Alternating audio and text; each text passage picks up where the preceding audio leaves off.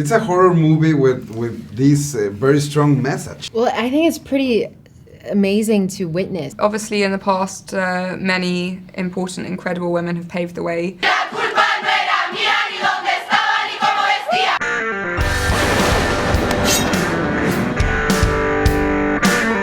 Señores, Black Christmas llega esta temporada a los cines y tenemos aquí a los creadores, a las protagonistas para que nos platiquen más acerca de la película. Hello, how are you? Good, how are you? Tenemos a dos guapas y poderosas mujeres. How are you girls? Good, how are you? It's my privilege to teach you this semester. Enjoy your winter breaks and Merry Christmas. What's up, ladies? Excited for tonight? Can you tell me more about the movie, about the concept, this mix of things that we're going to watch? It's an awesome thriller horror film written by two amazing women, and it's about the fight for the female voice to be heard and the consequences of it through the character Riley and her sorority sisters. But there's an element of fun too that I think is in the film that is entertaining, and maybe for people who aren't necessarily on board with the message, they're still like gonna have fun seeing it. This school has 200 years of history. Many sacrifices have been made. Black Christmas is directed by Sophia Takal, and it is a Christmas movie. It's a horror film. There's supernatural elements to it, and at the core of it is a social message exploring campus rape culture in America.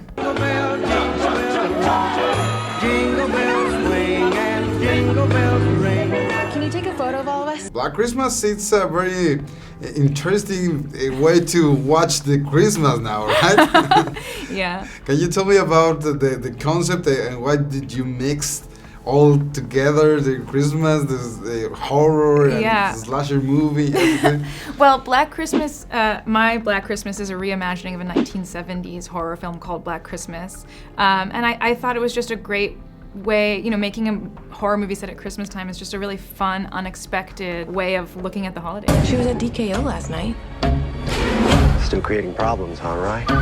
How was to work with these girls and the environment with all this violence involved? Because you have to enjoy your work, but as well it's kind of tricky, right? It was really fun. I had an amazing cast of young women, and they were fantastic to work with, and men as well. There's men in the movie too. And shooting the scary scenes was really fun because you get to kind of act these high stakes circumstances that hopefully, knock on wood, no one ever has to really experience. And so we had a lot of laughs. I will bring you to your knees.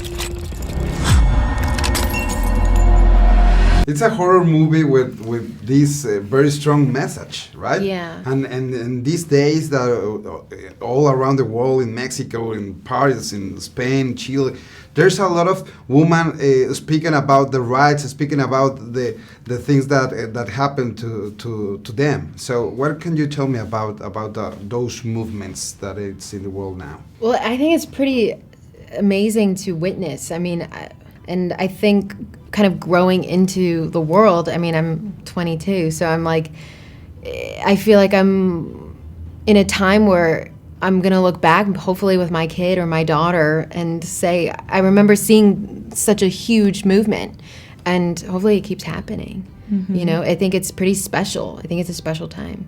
But there's still a lot more to do, you know what I mean?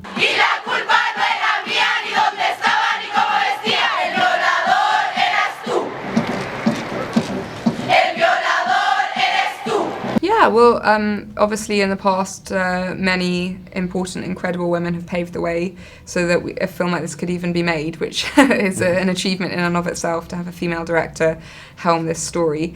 And it's about female solidarity. It focuses in on a sorority versus a fraternity in America, and exploring the dynamics between the women and what they decide to fight against, which is metaphorical, but essentially it's misogyny. Helena.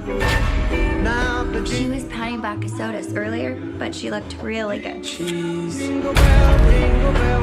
How different or how similar is from the other one that it was in the 70s and now? Yeah, I think plot-wise, this movie is pretty different, but in terms of just what the movie is exploring and how it makes an audience feel, I'd say they're really similar. That movie had like really fun female friendships portrayed on screen the way this one does.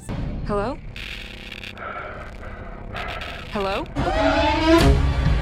I'm worried that something bad happened. But you have to make some physic thing as well, right? Yeah. You know, just the performance and the message. Yeah.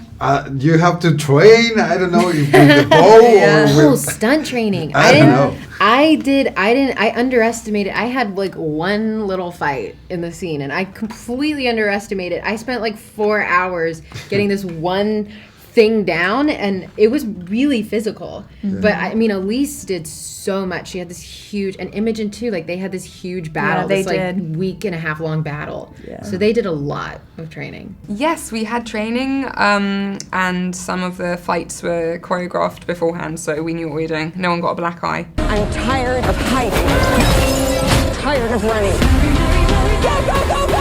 I just stabbed the ham. Yeah. And then got some wine and Yeah.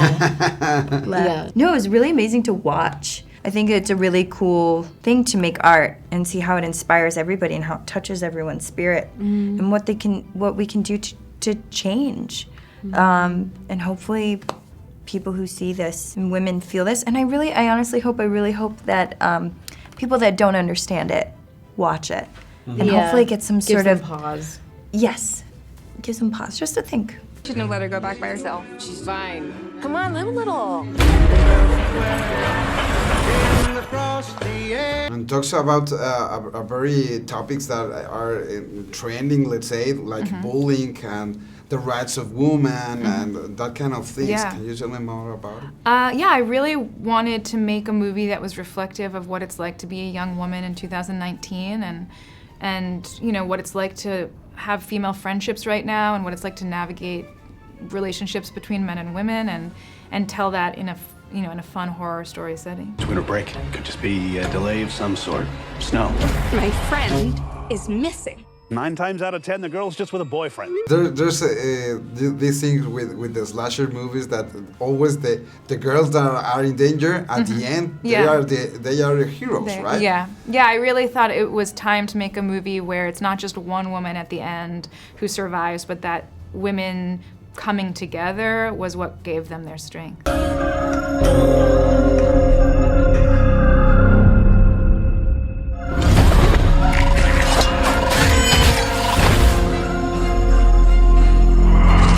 This happens in the environment of fraternity and sororities that we in Latin America and Mexico, we don't know too much about that sense, about that sisterhood or brotherhood. Can you explain us more about this environment? Yeah, so I grew up in England and we also don't have fraternities and sororities. But in America, I think it's really interesting and I think it's a problem that gender is still reinforced to be in such separate categories in that way. And within that in something like frat culture, there's a toxic masculinity that is encouraged. In America, in universities, there's fraternities, which are houses where only men live, and then there's sororities where only women live, and a lot of times the fraternities are there's like hazing rituals and guys do just like really weird stuff and get really drunk, and so do women in the sororities. This can't be real.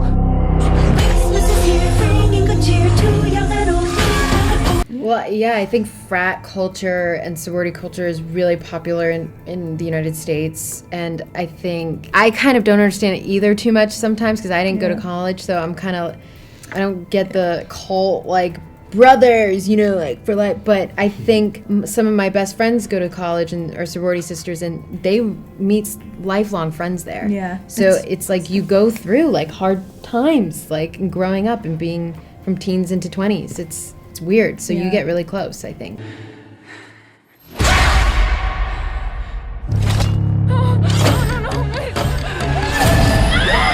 I I think it can be positive, and then it can also be negative. And you see that in the film too. You can either use it as an empowerment of everyone, or you can use it as a blob to go around and make other people feel bad, and use your power. You know. Yeah, so it can be clicky. It can be like the fraternity in the movie, or it can be empowering. And there's fraternities out there that are great. I think. Yeah. I've met some nice fraternity brothers. Yeah. Oh, bitch. You messed with the wrong sisters.